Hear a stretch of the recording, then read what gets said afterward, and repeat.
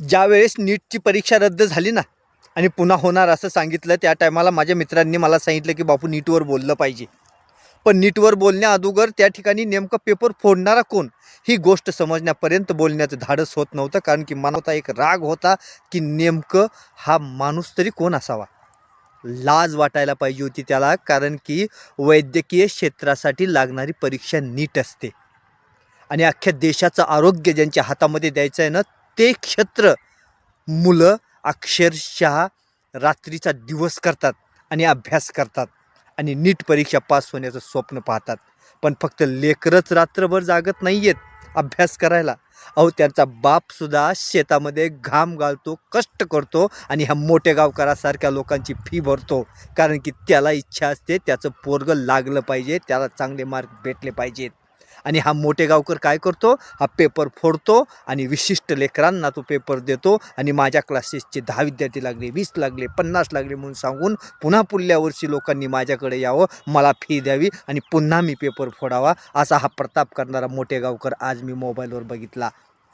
आज अक्षरशः हा मोबाईलवर ज्यावेळेस स्वतःच्या क्लासेसची जाहिरात करत होता ना, त्या टायमाला टिळा लावून अक्षरशः मोठमोठ्यानं हातवारे करून सांगत होता माझे क्लासेस किती चांगले आहेत म्हणून. आणि आज जेव्हा CBI त्याला पकडून नेत होती ना, त्या टायमाला अक्षरशः तोंडाला पांढरा रुमाल बांधून तो चालला होता. पत्रकारानं विचारलं, मोठे गावकर पश्चाताप होतोय का? खाली मान घालून तो चालत होता. त्याला लाज वाटायला पाहिजे होती. हा गुन्हा जो त्यानं केला आहे ना, हा गुन्हा बलात्कारासारखा गुन्हा त्यानं त्या ठिकाणी केलेला आहे. त्यामुळे यालासुद्धा एक शिक्षण क्षेत्राचा बलात्कारी म्हणून याला फासावर लटकवलं पाहिजे. आज या ठिकाणी हा राग का उत्पन्न होतोय माहिती आहे? आज माझ्या गोरगरिबांची लेकरं त्या ठिकाणी शिकायला होती. आज ती थोडक्या मार्कवरून गेलीसुद्धा असतील आणि जाणारसुद्धा असतील. कारण की अहो, ज्या विद्यार्थ्यांनी 30-30 लाख, 25-25 लाख रुपये देऊन तो पेपर विकत घेतलेला असेल, ते डॉक्टर होणार आहेत आणि ते माझ्या देशाच्या लोकांचं आरोग्य सांभाळणार आहेत. काय उपयोग असल्याचा? आणि हा मोठे गावकर दोषी असेल ना, तर या मोठे गावकरावर मोठ्यात मोठी कारवाई झालीच पाहिजे. अहो, आणि आता माझी सगळ्यात मोठी एक मागणी या सरकारला, कारण की हा मोठे गावकर जर या परीक्षा पेपर फुटीमध्ये जर दोषी म्हणून आढळला ना, तर त्याची सखोल चौकशी झाली पाहिजे. आणि आतापर्यंत त्याने किती वेळेस पेपर फोडलेत आणि कुठल्या कुठल्या विद्यार्थ्यांना दिलेत ते सुद्धा उघडकीस झालं पाहिजे. कारण की आजही मला आठवतं आहे, अहो, एका मार्कावरून जाणारी पोरं आत्महत्या करत होती. अहो, त्यांच्या बापाचं स्वप्न होतं, त्यांच्या आई बापाचं स्वप्न होतं आपलं पोरगं डॉक्टर व्हावा आणि 1 मार्कानं ते बाजूला जात होतं.